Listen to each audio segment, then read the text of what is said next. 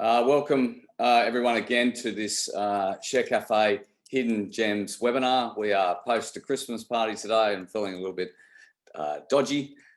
Today we are discussing kidney disease, payroll solutions, gold and copper, and cancer drugs. If you want to ask a question, please type it in the Q&A box at the bottom of your screen. There will be CPD accreditation for financial advisors. We have 2 webinars left before we sign off on the 18th of December. For the last webinar, we're looking to invite this year's best performers to appear on that end of year webinar.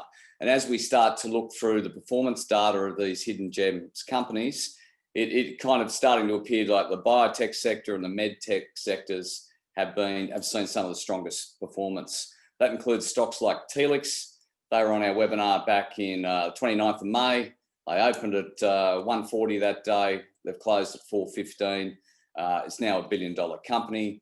Company like Cargoligo, they were 49 cents on the 26th of June and closed at $1.39 yesterday, putting them up around 184% for the sector, for the year rather. So let's start today with the medtech company, Osprey Medical, ASX code OSP. Market cap of 35 million. It struggled this year with a 1-year return of minus 43%. The company, Osprey Medical's vision is to make angiography safer for chronic kidney disease patients. The company's mission is to improve outcomes in chronic kidney disease patients by reducing contrast-induced acute kidney injury and lowering hospital costs. We have with us their president and CEO, Mike McCormick. Over to you. Thanks, Mike. Thank you, Tim. Thanks for the invitation and thanks for the opportunity. Just a little bit about myself before I jump into the presentation. I've been in the medical device industry for 30 years, but relevant experience, I worked at Boston Scientific from 1990 through 2000, so 10 years in cardiology. And then I did 10 years in spine and ran 2 spine companies, one called Spine Tech and one called Anulex. Both of those were very successful. We sold Spine Tech to Zimmer in 2005, and then Anulex was a product that doctor had a good idea, and within 3 years we had 3 5 years we had 3 FDA approved platforms. What brought me to Osprey is my father-in-law has bad kidneys, and he had to go in and have a normal heart procedure where they take an image of your heart to see if you need stents. Following that procedure, his kidneys failed because of the dye that they used. And I started looking for solutions to that problem. Is there a way to make that better? And I actually was introduced to a physician in Australia, Dr. David Kay, who had some novel ideas to reduce this problem. And that's actually why you see an American presenting on this format and why we're American company is publicly traded in Australia.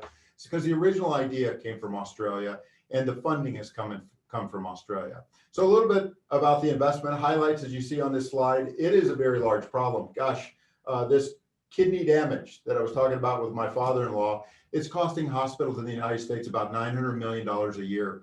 And our technology is a solution to that. And it is for patients with bad kidneys to protect them. And that's worth about a $1.1 billion market opportunity for our company. We are commercialized in the United States, and we have good fortune of having some strong contracts with very large groups in the United States. I'll tell you some more about that. And we've recently signed, just in the last 2 months, an agreement with General Electric, GE Healthcare in Europe to be the distributor of our product. And we feel like our stock is primed for 2021 to grow quite a bit. So on the next slide. So what do? We focus on patients that have to go in and have one of these scans that you see here. One on the left is the heart scan. The one on the right is the leg scan. And they use contrast dye to do those scans. That dye is what could cause your kidneys a problem. It's a foreign material that they're injecting in your bloodstream, and the kidney clears foreign materials like this dye from the bloodstream. And that, for a patient that already has a bad kidney, it presents a real problem. And they could have a condition called contrast-induced acute kidney injury, and that's what we're trying to protect against. Go ahead and go to the next slide. So how big a market is it? Well, on who we focus on. If you look at those bubbles on the right-hand side, you'll see the top 2. Gosh, that's the United States and Western Europe. And there's about 7 million of these procedures, angiograms, done per year. And in those 7 million, you got 6 million of them in the heart and about 1 million in the legs. And so who we focus on is on the left-hand side out of those 7 million. We focus first and foremost on CKD. That stands for patients with chronic kidney disease. Those are the patients that are at really high risk. And we add to that diabetes. There's about 1 million of those. And then peripheral vascular and STEMI, which abbreviation for heart attack patient, is about another 1 million. So when you add them all together, gosh, it's about a 1.3 million or about 3.2 million patients per year. And our device sells for about $350. So it's about a $1.1 billion market opportunity. Go ahead to the next slide. So this kind of gives you a synopsis of our whole value proposition. In the United States, we approached a very large group called Premier. They represent about 3,000 hospitals in the United States. And we told them about our product that was intended to reduce this bad complication of kidney damage. And what they did was they looked at their own data to find out how big a problem this was. And so this is Premier's data. They looked at 749 of their hospitals that were throughout the United States. And they looked only at bad kidney patients that were coming into the cardiac cath lab to have one of these heart scans. That was 2.8 million patients. And in that box on the upper left-hand side, you can see, okay, well, out of the group of patients with bad kidneys, how often does this kidney damage happen? And it happens quite a bit. You can see it's a rising problem. PCI stands for stents and diagnostics, or just pictures of the heart. But it's high in both of those groups, about a 30% chance you will have one of these AKI events if you have a bad kidney. The box below it shows, unfortunately, what happens for the patients. If you have one of these AKI events, patients' outcomes are bad. Mortality goes up by 167% for those that have one of these kidney reactions compared to those that don't. And then readmissions into the hospital is very high at 51% higher. What Premier is really well known for is cost. On the upper right-hand side, you can see the cost. A standard patient that doesn't have a bad kidney costs about $12,000 to get stents in their heart.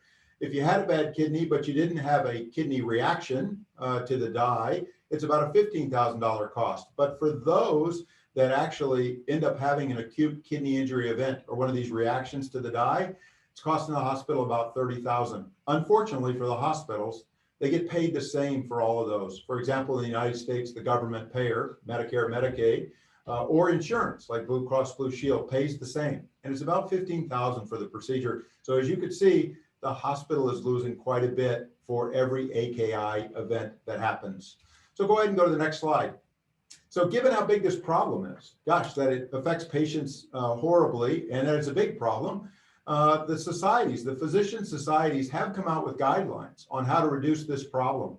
And it's a class 1 level B recommendation. It has 3 things that you see pictured here. Number 1 is make sure you know who's got bad kidneys. So screen for everybody for who's got a bad kidney. The second thing is give them hydration, IV fluids, so their kidneys are working as much as possible before you give them that dye into their arteries. And then the third is minimize the dose of that dye. And so go to the next slide. This is where our technology comes in. Our technology is intended to do just that, reduce the amount of dye. And we reduce it by a lot. We reduce it by 40%. And the key here is the only reason they're using the dye is so they can get a good image. But we can reduce that dye by 40% without affecting the image quality. And we are the only FDA-approved product that has those claims. We're the only ones in the market that are reducing this dye dose to reduce people's AKI. So go ahead and go to the next slide. We have been commercialized in the United States. Our focus is around new accounts, driving penetration in those when we open them, and then publishing clinical results of our successes in these hospitals. And as you can see, our growth has been strong. We've had 89% compounded annual growth over the last 4 years. Go ahead and go to the next slide. So our sales model in the United States has been a direct model. So we have used direct sales reps, and we have 10 of them, 10 direct sales reps. They cover about 16 states. When COVID started this year, we actually did reduce some of our sales force. It was a bit higher than 10 at the beginning of the year, but we expanded geographies. As we look at 2021, we are going to add additional sales distribution, but we're going to do that with independent sales agents.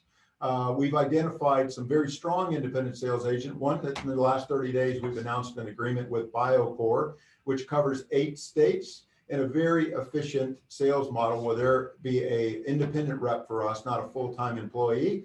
So we look forward to growing with them. And we're in conversation with some other independent reps that will give us coverage of about 80% of the US market.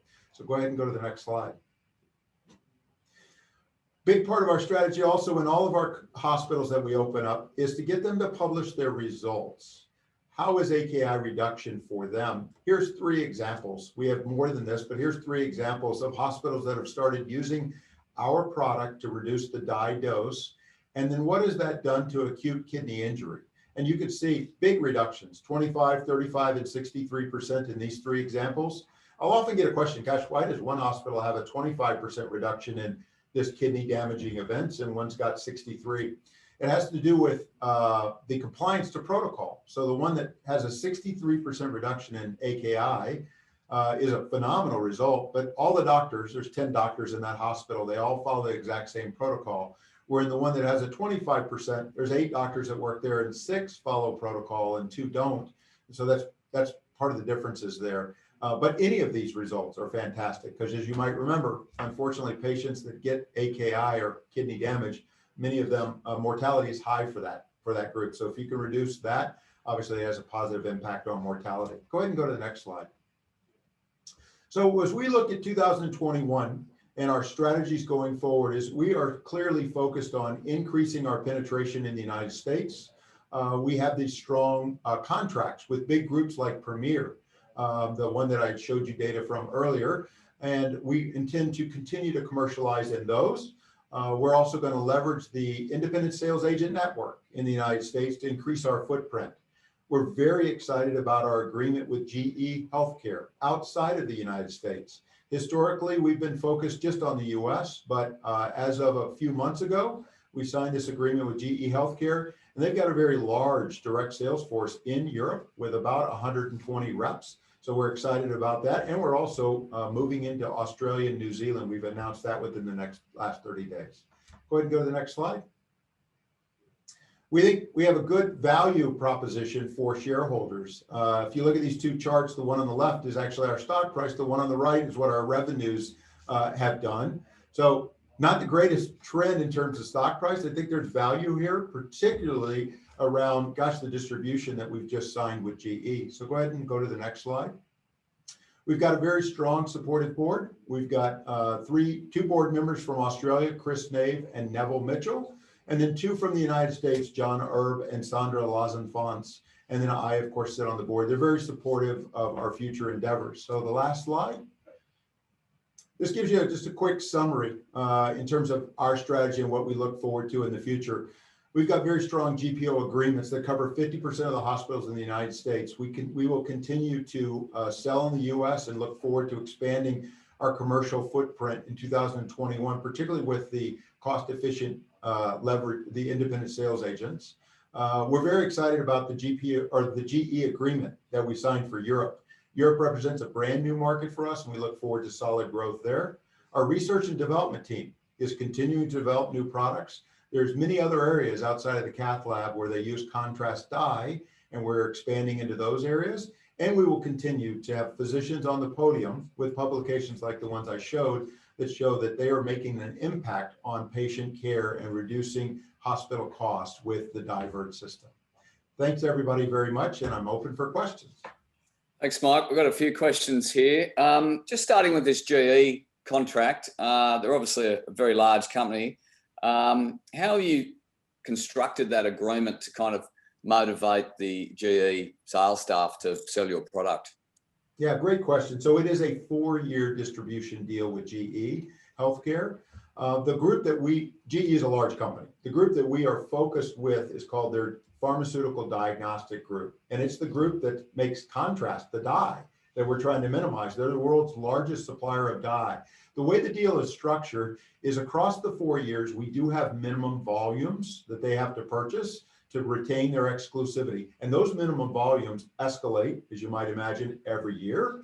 And we've also got a pre-established transfer price that we'll transfer it to them, and they will resell it obviously to the end user. And those transfer prices are set for the full 4-year term. So for Osprey, it allows us still a very significant and nice margin in the 50% range at the transfer price.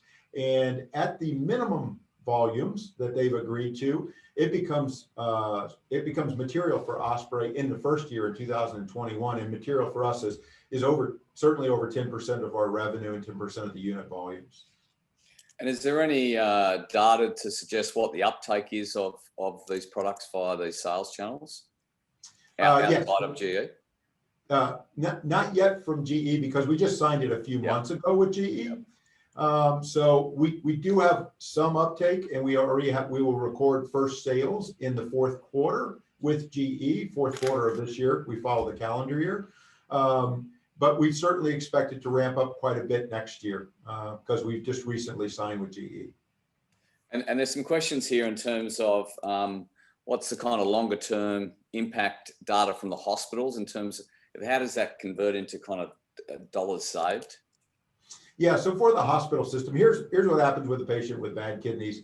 A normal patient that comes in to have a stent put in their heart, whether it's in Australia or in the United States or in Europe, it's normally about a 24-hour to maybe 2-day stay, one overnight, and you're in and out. For the patient that has a bad kidney, they take extra caution. They know you have a bad kidney. So they're checking throughout that procedure to find out if your kidney's function is beginning to deteriorate, if you've had one of these events. If you do, the length of stay goes from 24 hours to about 4 to 5 days, and that's the average. And the hospital is the one who has to pay for that additional length of stay. They're losing that money on every one of those patients. In the United States alone, that's $90 million a year in lost revenue because of that extra length of stay.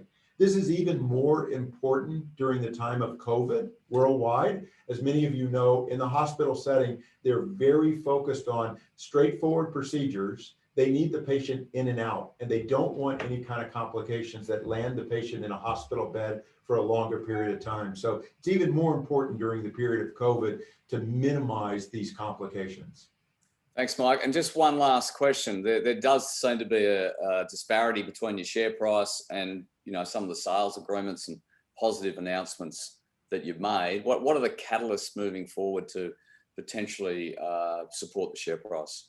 Yeah, the big catalyst for us is obviously our revenue growth, particularly with GE and Europe, and then also cost containment.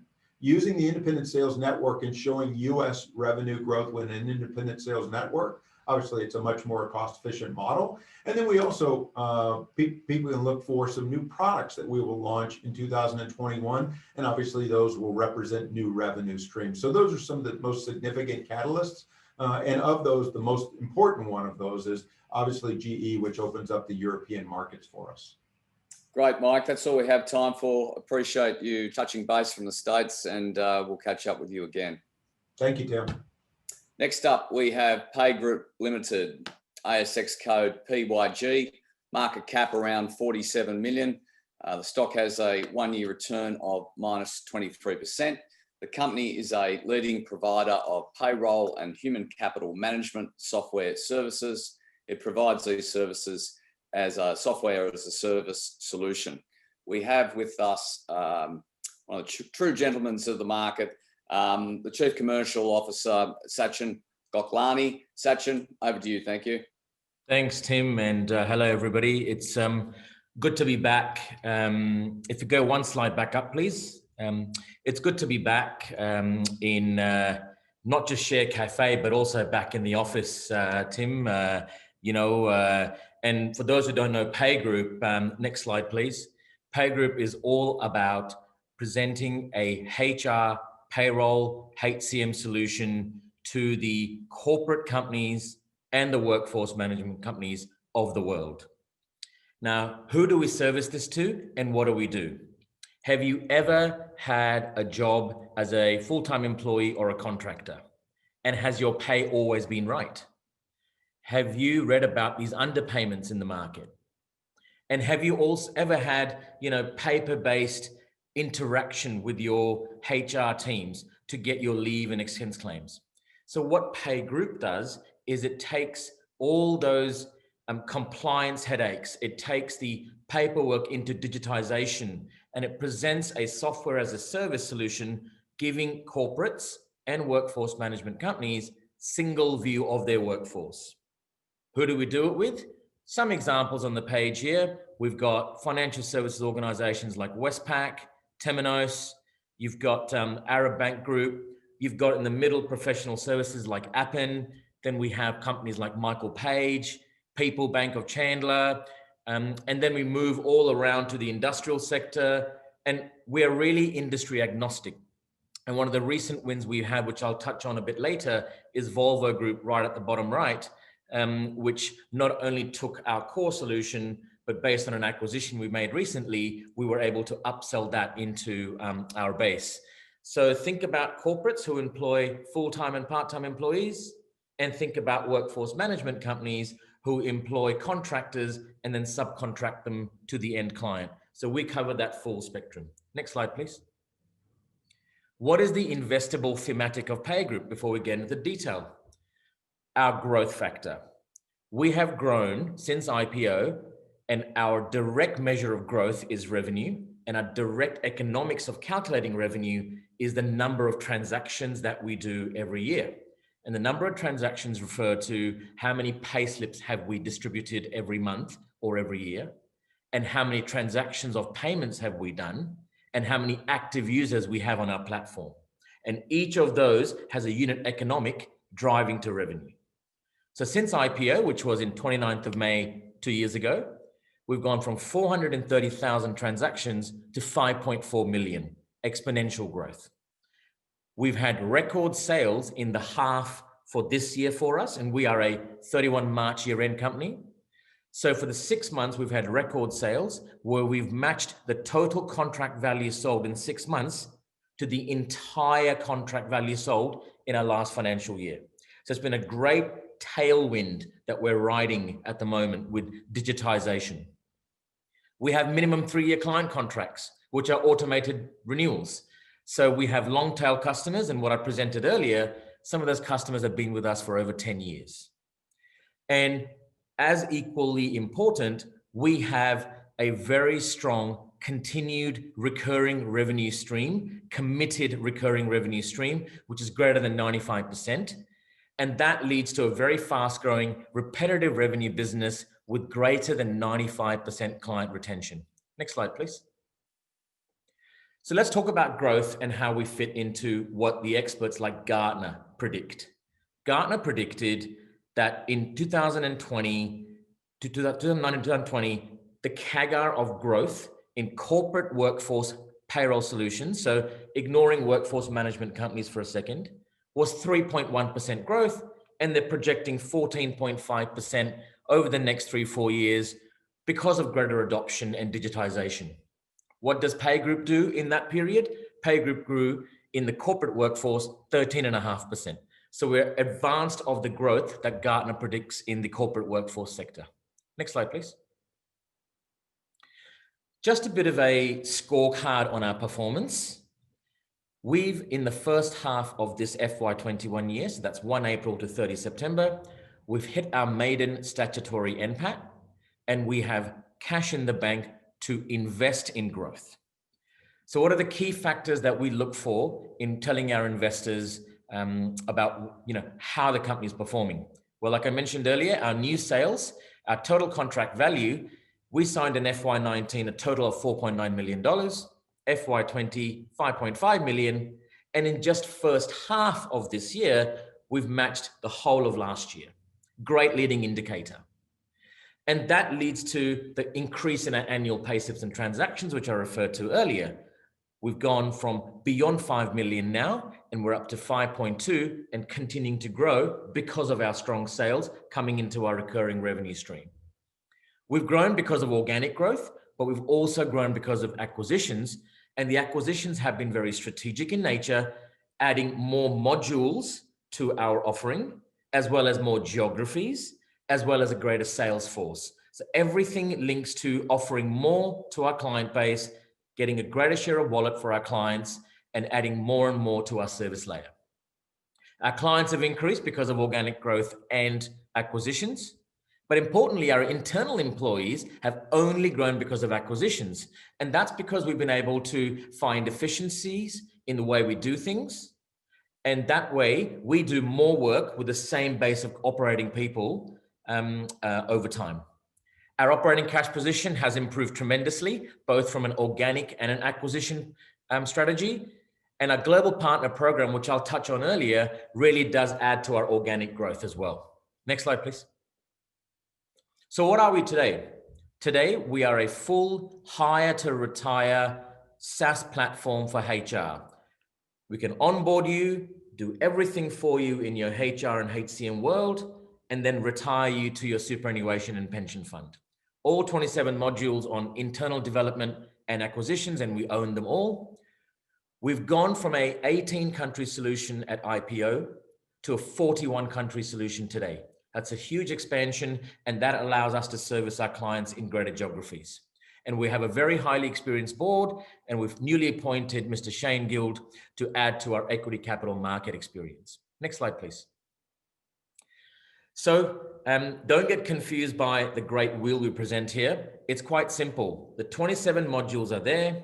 The bullet is pay group. We do payroll. We do your payment. We do your strategic HCM like onboarding, talent management, recruitment. We have our unit economics driving more revenue. And more importantly, because we have 5.4 million transactions every year, we can use that great asset of client employees to monetize more and more. And the monetization are things like accessing wages early, it's financial well-being products and services, and it's creating that ecosystem to allow our customers and their employees to take advantage of more and more services and products. And our 4 pillars of growth, I mentioned earlier, organic growth through direct sales, acquisitions, and we continue to acquire, a global partner program, which links directly to organic growth. And we do all this efficiently. And that's where I mentioned earlier, we haven't really had a need to organically grow our operational base. Next slide, please. So what is our outlook? Next slide, please. Our outlook has strong tailwinds from our new sales. And how do we get new sales? We have 16 salespeople around 7 countries selling our services and solutions. We have a global partner program, and the global partner program really looks at how we partner with channel partners where we don't have a direct sales force. And these partners are all multi-million and multi-billion dollar companies in US and in Europe, selling the services that they sell, which is exactly what PayGroup does, and letting us have those to implement and operate, because we have a 41 country solution in Asia Pacific and Middle East, whereas these guys don't have that. So they have a great sales force. They sell it using our pricing rate card, no commission, no discounts. We get the work and we implement and operate. The other kind of partners we have are monetization partners. Flair is an example.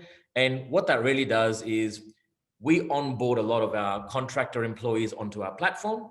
When a contractor employee is registering their onboarding, they come to a screen which says, would you like to choose a superannuation product for your contract? If they choose that, PayGroup makes a revenue commission. And that is all about taking our greatest assets, being our client employees, and monetizing them for greater revenue and greater share of wallet.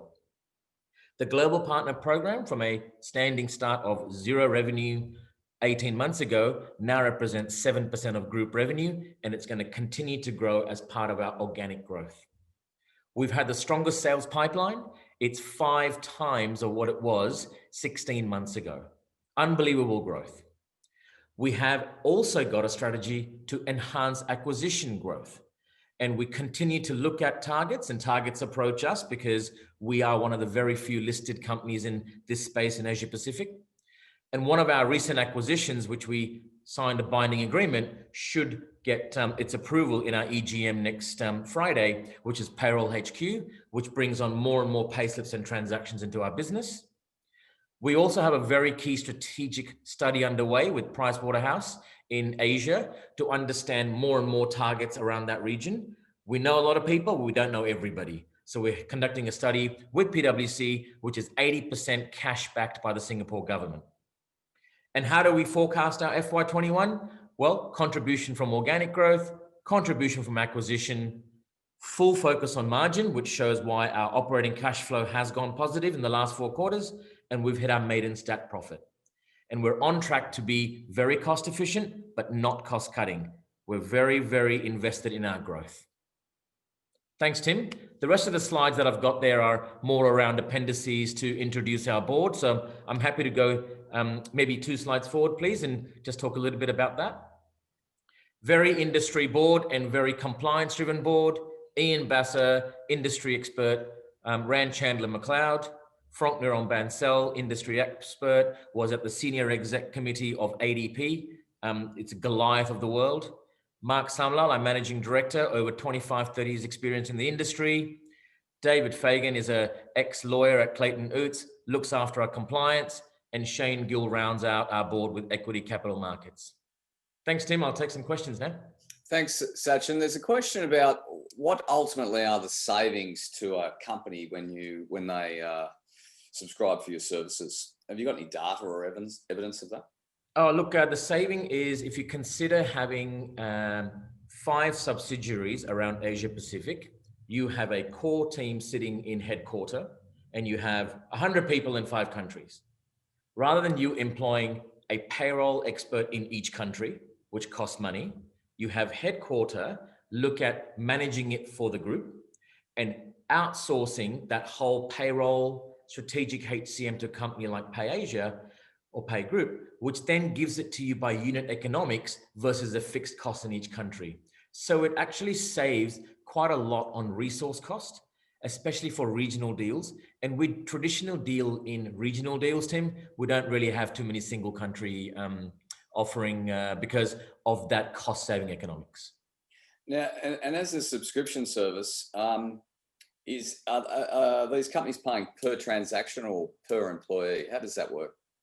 In each division, and we have services, SaaS and payments division, each one pays by a payslip or a transaction or a monthly user. However, each division has a floor price. So even if we help, Westpac Bank in a country they're opening up with 7 employees, it's not 7 times $20. It actually has a floor price, which protects our margins too. And M&A has been a strong strategy. Is the strategy there to acquire clients, revenue, or technology? Well, every acquisition has to be accretive in both margins, earnings, as well as, cash. For us, revenue growth is important. So the recent one, Payroll HQ, we actually bought a great sales force, which is a fantastic sales engine. And how that supplements within Pay Group is we can deliver the work using our Australian and Asian infrastructure, but have great sales pumping in. The other advantage and acquisition we've done is to complement our modular suite. And Talent Oz, which we did in July, added 11 strategic modules to our core. And we've already seen upsells in that, where Volvo Group is a great example. And we announced that on the ASX recently. And so do you kind of rebrand those acquisitions as part of Pay Group? Is there a technology build to incorporate those into your existing platforms? Absolutely. So when we do the acquisitions, especially on technology, we already know what the integration points are over a period of time for us, and we prioritize that as part of our roadmap. The branding aspect, Tim, it's an interesting question. When you have a single country solution provider like Payroll HQ, which is known in the market, there is no point coming in there and taking over the brand immediately. It's over time, you'll see us look at our branding strategy globally on how we market our services, solutions, and our payments projects. Great, thank you. And just one last question. What are the kind of leading indicators in terms of the outlook for 2021? Sure, Tim. So it's really strong sales, strongest sales ever, and we're continuing to sell. Putting those sales into our recurring revenue stream is very important for us. So one of our advantages is that we implement faster than our competitors. And for us, it's all about revenue growth and growing our payslips and transactions.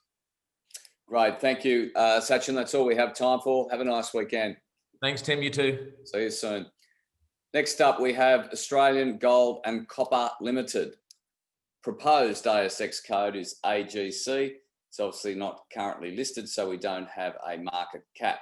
The company is an exploration company with a focus on exploring and developing its multi-asset gold portfolio, situated in the world-class Lachlan Fold Belt. There's a name we've heard several times recently, which is situated in New South Wales. We have with us the Managing Director, Glenn Diamond. Glenn, over to you. Thanks for your time. Thanks, Tim. This is great to be amongst this mix of great companies here today. Australian Gold and Copper, we're IPOing this at present. Our prospectus has been lodged and accepted, and we're well on the way to coming on the board in early January. The company is combining three fantastic projects in the central Lachlan of New South Wales, which is a really fertile gold and base metal belt with many great mines out there. We're raising $10 million, and we'll the 10 million pre-money valuation. Much of that will be escrowed, and in those three projects, we bring together 7 really exciting drill-ready targets, and this is what makes Australian Gold and Copper really unique in that we're ready to go with the drill rig, and you'll get sick of me throughout this presentation saying drill ready. Next slide, thank you, Tim. So world-class location, world-class mines, world-class geological survey, a great place to operate in central New South Wales. 365 days a year exploration. We have really large landowners, and we're exploration and farming are really coherent out there together. We have a portfolio of 3 different deposit styles. So our first deposit style that we're exploring for is the Kirkland Lake Fosterville style. So that Victorian Fosterville gold mine, which is producing 600,000 ounces of gold a year. It's just amazing.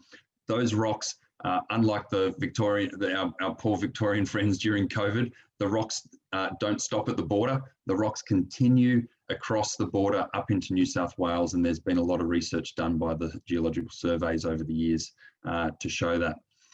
Our second deposit style that we're exploring for is the gold base metal rich style systems out of the Aurelia Metals style Federation discovery, which is an amazing discovery that everyone should look up.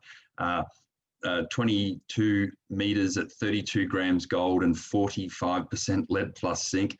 Just a stellar discovery. We think we've got numerous opportunities of those in our portfolio. The third style is the McPhillamys, Regis Resources McPhillamys deposit, which is near Bathurst, and it's the next great gold mine that's going to be built in New South Wales, 2.3 million ounces. It's a wonderful exploration target. So really diverse portfolio. Drill-ready targets, lots of them. So we've got, because we've had two companies spin-off projects together.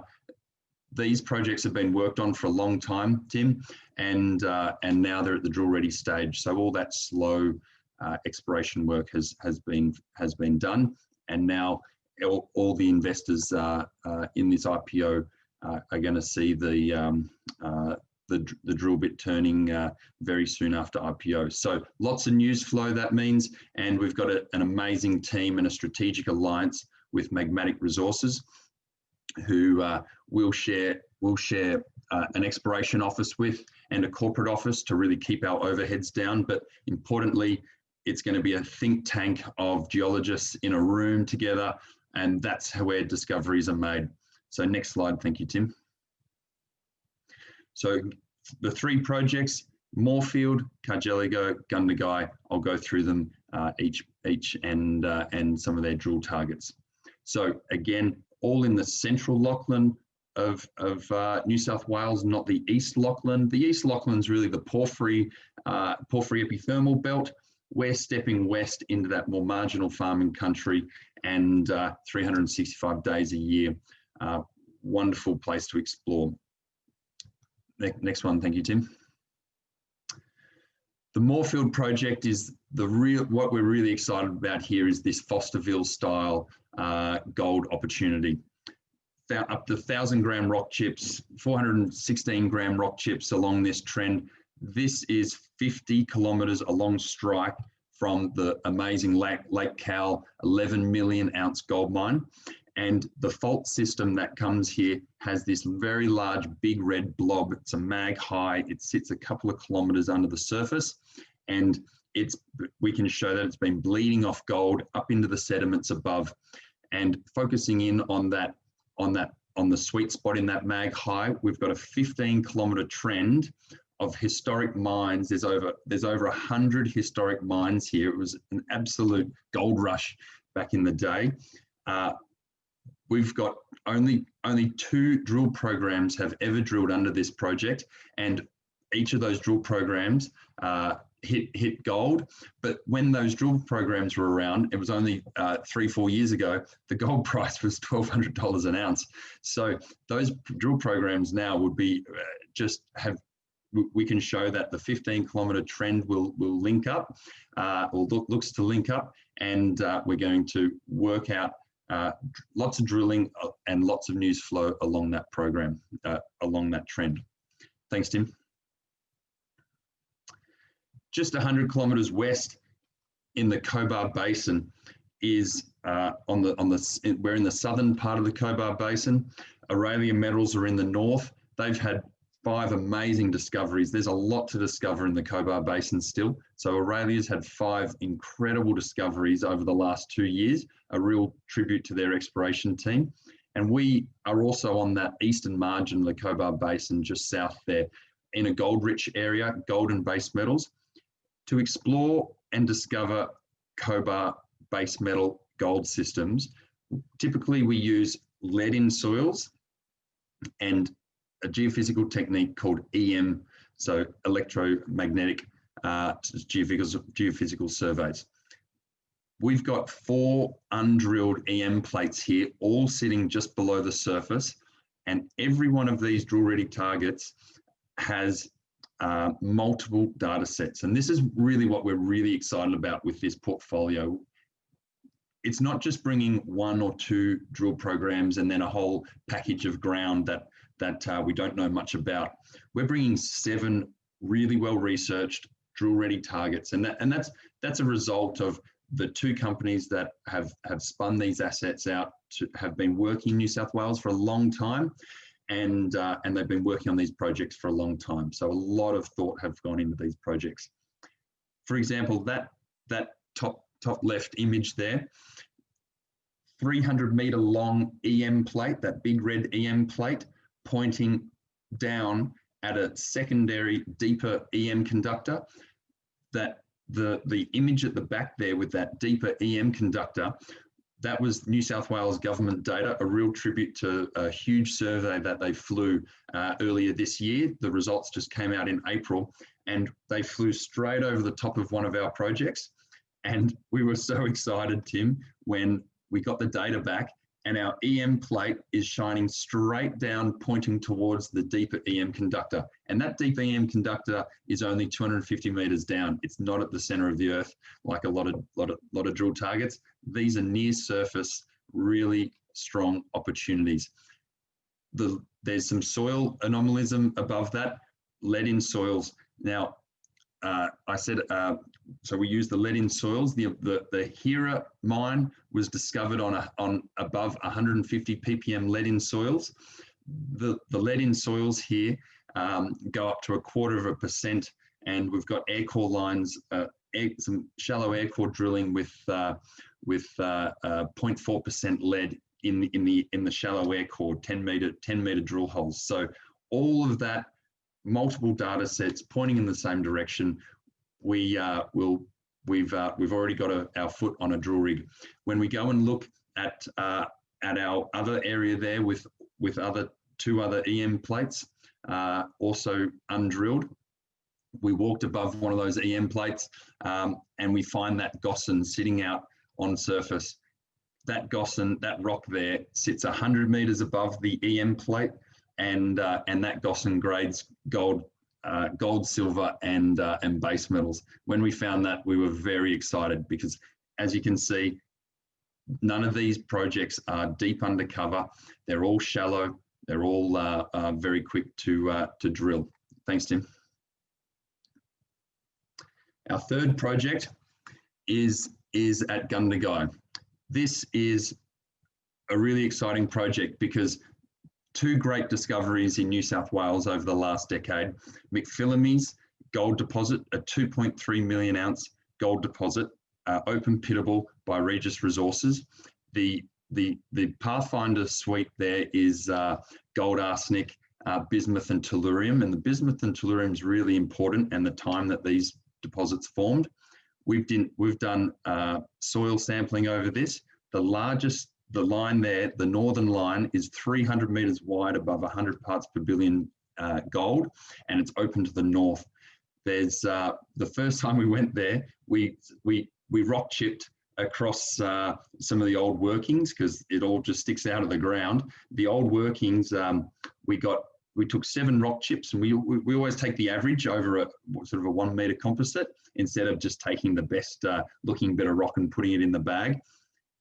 So of the average, we've got 4 samples back, 17 grams, 26 grams, 33 grams, and 35 grams. A real testament to what we can find here at Gundagai. Thanks, Tim. So a really busy first 6 months out, 7 drill-ready targets. We're really excited about the multiple discovery opportunities that we have in this portfolio.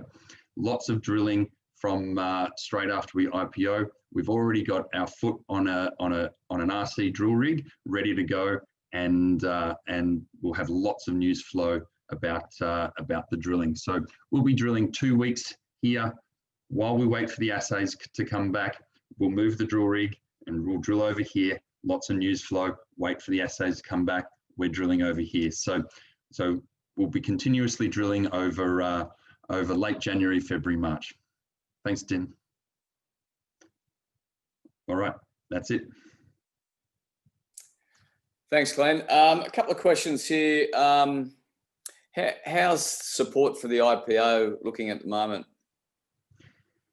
We've been open for a few days, and we've got some really strong support. So as you can see, I'm in a hotel room now down in Sydney. I've been had the privilege of getting around to see the brokers, and we've got some great support coming in. We've got a great team with Taylor Collison's running our book, and anyone who would like to have a look at our prospectus, they can go to the website at australiangoldandcopper.com or ostgoldcopper.com.au. So we've got a really strong book, and we're really confident that we'll raise the full 10 million. And just with the, once you raise that capital, how do you prioritise which project you work on? Yeah, good question. So we want to do quick RC drilling programs because these are not deep targets. We'll be drilling no more really than 200 meters per drill hole. So each area should take about 2 to 3 weeks of drilling, 7 to 10 200-meter holes.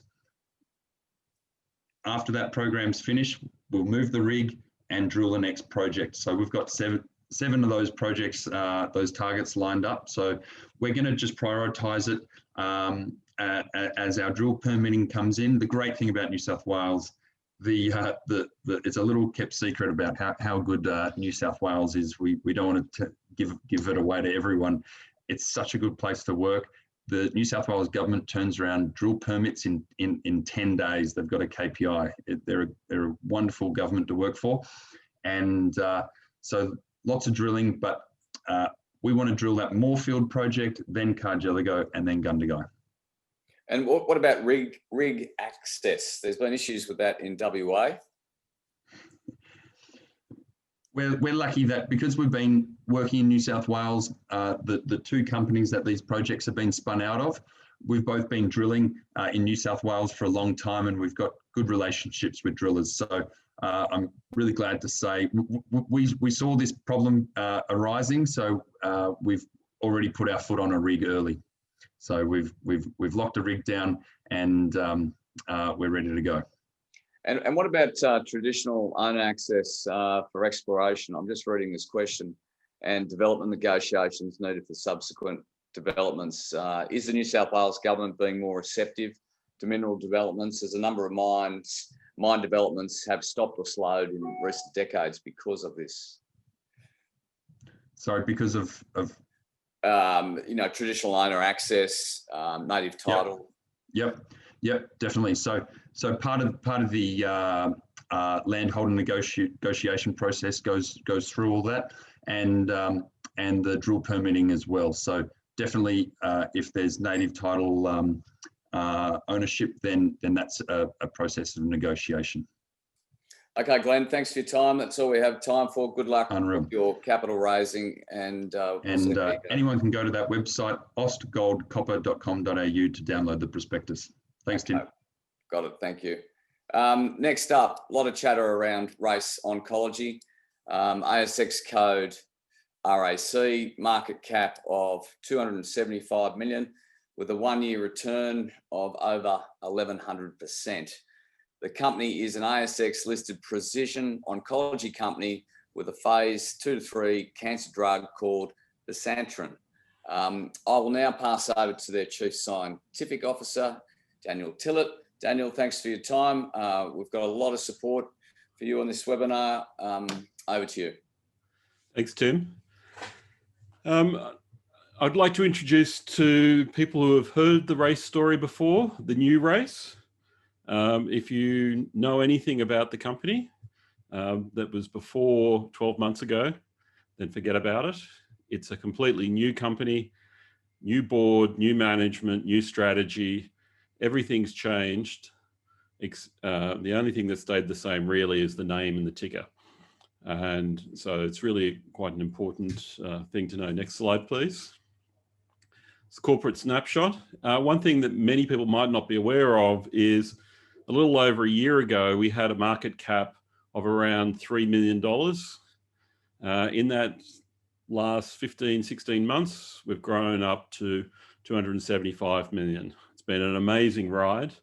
And this change has taken place of me coming on board. I came in as an investor to the company. I own currently around 12% fully diluted, and I'm completely focused on ensuring a return to the shareholders. Next slide, please. So we have 3 real heroes within the company. First one is the drug. The second is the team, because without the right team, you're not going to get anywhere. And the third is the strategy, which we are calling the 3-pillar strategy. Next slide, please. So the drug, Bisantrene. Bisantrene is very unusual. It was developed in the 1970s by a company called Ledley Pharmaceuticals. It was a division of American Cyanamide, big bulk chemical company. It was trialed in a whole range of different cancers, over 40.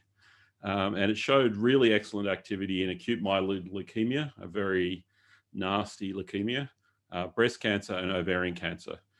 In breast cancer, it went all the way through to phase 3, where it performed very well. And in AML, it was actually registered within France. This is before the European Union took over registration. Since then, Race has basically reacquired, remanufactured the drug, built a really strong patent position around ownership. We have received orphan drug designation, and this is really valuable in itself. It gives you 7 years post-approval exclusivity. And we've secured rare pediatric disease designation, which entitles us to a priority review voucher.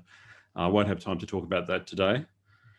We ran a small phase 2 clinical trial in collaboration with the Sheba Medical Group in Israel. in relapsed and refractory AML, and we saw a 40% response rate in some really hard to treat patients. We also released last week a preclinical data on breast cancer, which supports us establishing a new breast cancer trial. One of the things before I move on to the next slide is bisantrene looks fantastic, so why was it lost? And sometimes this happens in the pharmaceutical industry. Great drugs get lost. A classic example of this is Keytruda, probably the largest selling drug of all time. And it was almost thrown away by Merck back in the early 2000s. Can happen to the best drug in the world, can get lost for all sorts of different reasons that have nothing to do with how well the drug works. Next slide, please. We have the team to do this, so we're well seasoned, taking drugs through to market. Our intention is to take this through to a transaction, either a partnership or outright sale with large pharma. We're not going to become the next Pfizer or J&J. We're focused entirely on return to shareholders. Next slide, please.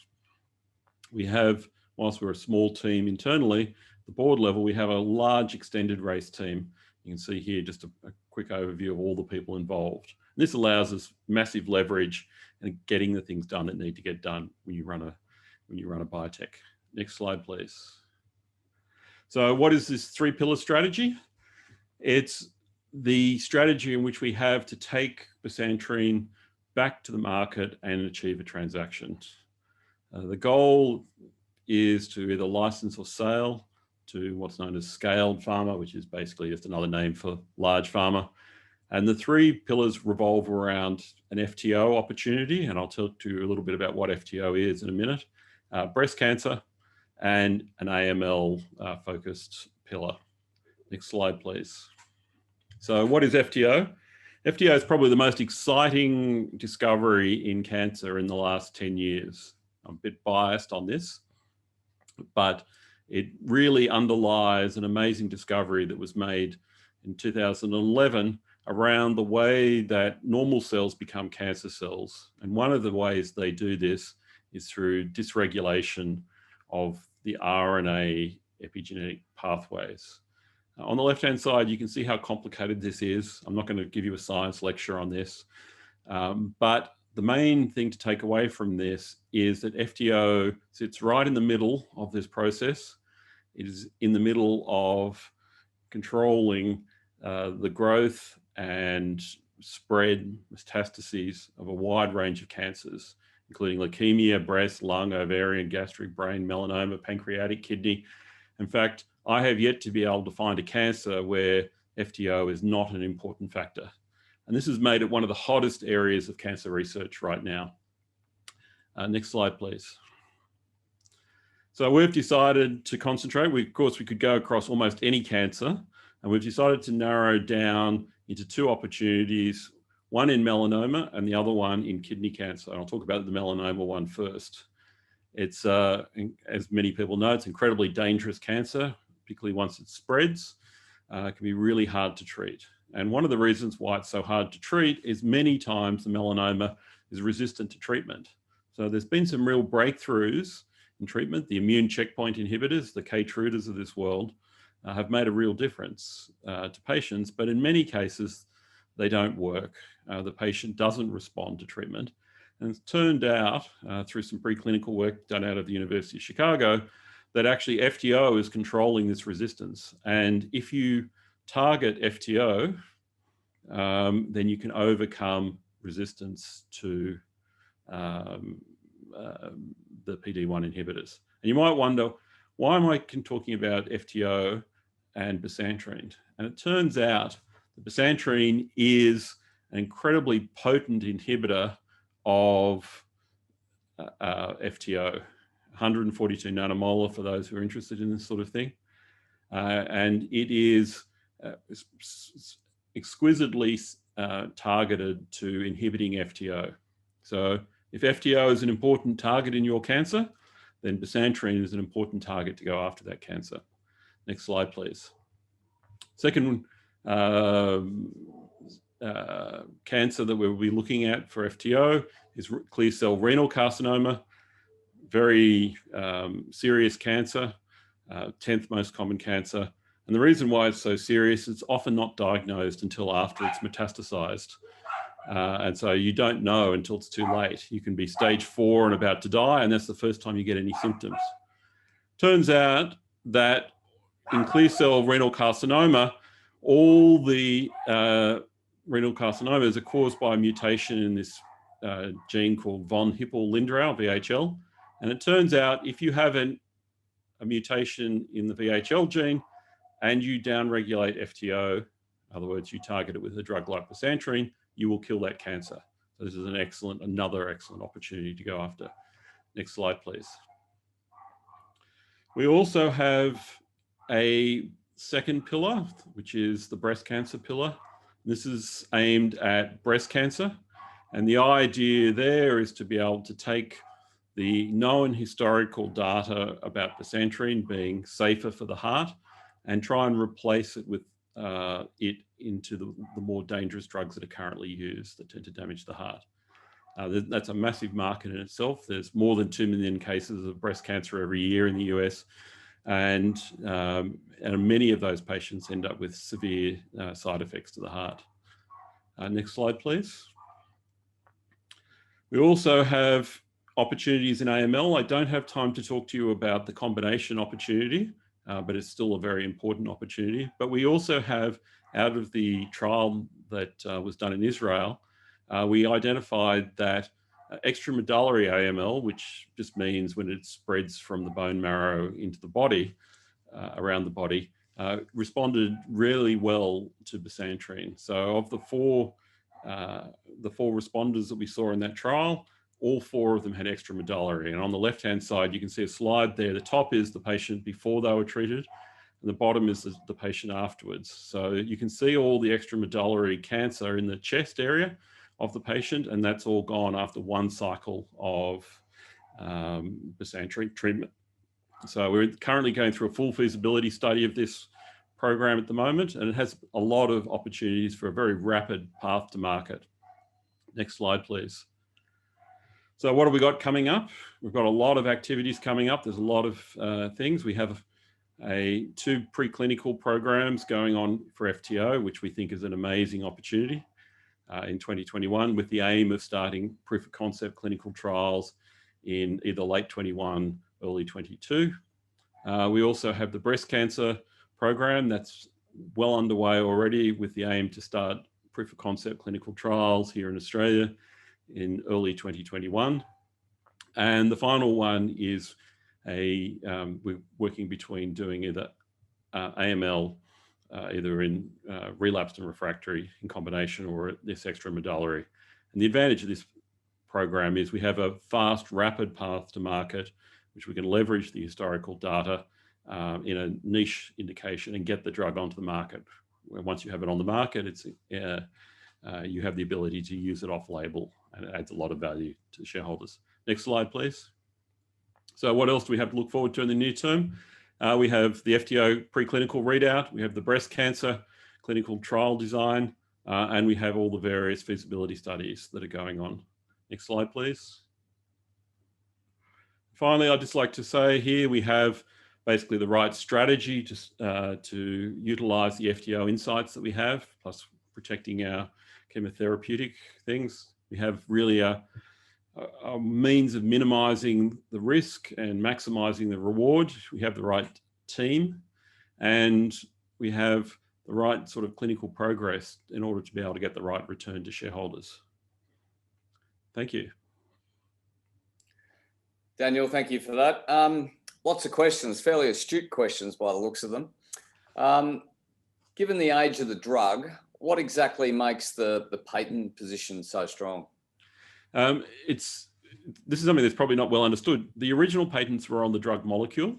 We have patents granted already on the use of bisantrene. So we can't patent the drug. It's long since expired, that patent, but we can patent the use of the drug in cancer, and we do have cancer. And that effectively is exactly the same as having the patent on the drug. You can't make the drug and use it because you'll be infringing our patents in that process. We also have orphan drug indication, which is irrespective of any patent protection. You can't sell, once you get approval for an indication, no one else can sell that drug for 7 years after approval. So you've got 7 years exclusivity selling that drug, and that gives you another layer of protection. So even if your patents fail, and patents can be challenged and be lost, you still have, it doesn't matter whether you've got not a single patent, the orphan drug indication holds that. And given FTO is so hot, what other companies are working in this space at the moment? Yeah, it's actually so hot that all the companies that are out there are all preclinical. However, despite that, so no one has got a drug in the clinic targeting this space, but there's one of our, I guess you could call it competitors, called Ascent Therapeutics. It's a private biotech out of Boston. They just did a deal with AstraZeneca in June, $1.1 billion US. And AstraZeneca paid that, not for a drug, they don't have a drug, not for any clinical data, purely to get access to the preclinical package that's coming through. So that's how much they're willing to pay. So this is an incredibly hot area. And the reason why they're doing that is they want to be there when this starts to come through. We, on the other hand, actually have a drug that's ready and already in the clinic. We know how it works. We know how to use it. We know what patients and so forth. So it's incredibly valuable. We have a 4 to 5 year lead over our competitors. And has bisantrene been looked at in renal and melanoma cancers before? And if not, what other studies have been done? Yeah, it was. In the original studies that were done by Ledley, they tested it across a wide range of different cancers, and they did find responses in melanoma and kidney cancer. So there is actual clinical evidence that bisantrene works in these cancers, which is what you need. You need a combination of that plus a good preclinical model, and then you've got something there you can take into the clinic. And Daniel, another question here, kind of more looking at the history of the drug. So what was the reason for the previous owner failing to reach FDA approval with their phase 3 trial before with breast cancer? Yeah, they designed the wrong trial. They got a great result. They found that the drug worked just as well as the existing drugs on the market, doxorubicin. However, they didn't design the trial to show that. They designed a trial to show that it was going to be superior to doxorubicin. There's nothing wrong with showing that it's the same as an existing drug, particularly if the drug was much less dangerous. So in the trial, they did about a quarter of the patients, 23% of the patients that got the existing drug, doxorubicin, got heart failure during the trial, really severe heart failure. Only 4% of the patients that got bisantrene actually had heart failure. So it's much, much safer, just as effective, but if you design the wrong trial, the FDA won't approve it. Unfortunately, shortly after that, American Cyanamide went bankrupt, and it all got lost in the what happened. So a combination of bad luck happened, and this happens all the time. About a quarter of all drugs that are lost at phase 3 level are lost for reasons have nothing to do with the clinical utility of the drug. They're just lost for shuffles, bankruptcies, takeovers. There's all sorts of reasons why drugs get lost. That have nothing to do with how good the drug is. Merck can throw away Keytruda, then anything can happen. Understood. And so a question here on how do you allocate capital to the different initiatives, and kind of which application is most advanced versus what has the highest chance of success? Yeah, they're kind of in reverse order. So the one that has, the most upside, which is the pillar 1, the FTO opportunity, that one is absolutely massive because it's across so many different wide range of cancers in the precision oncology space. Breast cancer kind of sits intermediate. It's a massive opportunity, but we have good clinical data to support that. And the one that's most likely, the most rapid to market is in AML, where it's already been on the market previously for this. We have good recent data out of Israel that it works in this indication, and we have the ability to leverage all the historical data to get rapid approval through the FDA. So they're kind of in the order of, pillar 1's biggest blue sky, the most risk. Pillar 3 is, the lowest return, still very significant, but the least risk from a clinical perspective. Thanks, Daniel. One more, mate. If you got in on the market for AML, would you sell it, or would you expect the company to have been sold by then? Yeah, well, our target sort of, that range that's a good one to know, because we're setting it up and to have, high quality preclinical data at phase 2 for FTO would be the ideal situation. That's when the maximum value is likely to be created for the shareholders. Unfortunately, we can't do anything about if we get acquired or someone approaches or something along these lines. It will be up to the shareholders ultimately to make that decision. But we're focused entirely on getting a return to the shareholders as quickly as possible. I'm a major shareholder. I can't sell. My return's going to come from a deal. I'm not in it as a management thing. I'm here to get the big payoff. And I think there's got a good opportunity and good chance of getting there. Congratulations, Daniel. I mean, you've already had an outstanding year. Good luck in 2021. We've had a big audience on that have watched this right to the very end. So yeah, it's been a fantastic year. To think in a year you can have almost 100-fold return is pretty good. There's not too many companies out there that have done that over the last 15, 16 months. It's been an amazing journey. Absolutely, and congratulations on that. Thank you, Tim. Okay, that's all we have time for this week on ShareCafe Hidden Gems. We'll see you again next week. We have 2 more webinars before the end of the year. Thanks for your time.